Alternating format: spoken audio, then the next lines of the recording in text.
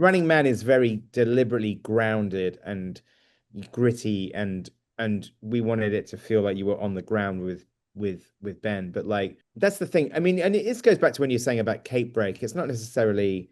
It's more just a sort of like after my experience, I was kind of like not really interested in superhero movies generally, but that doesn't mean I'm not interested in a comic book movie. And one of the great gifts of my career was working on Brian Lee O'Malley's book, not just because of the story, but because of his artwork. To sort of his artwork in those books is so beautiful, and the chance to bring that to the big screen was just amazing. So I'd love to do another comic book movie. In fact, weirdly enough, and I don't want to say what it is because it's kind of still annoying to me, but one of the reasons that Michael Bacall did this is because we had been working on a different comic book adaptation that kind of just all fell apart rights wise. I don't really want to say what it is just in case it comes back.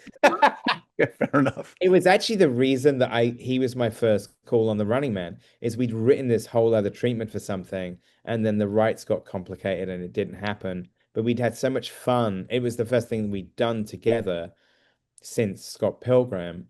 And Michael has such a sort of I mean, this is the first public, like produced film that he's had that I think leans into his love of sci-fi and even like, kind of political sociological satire. Yep. So that was why I wanted him to, write the movie,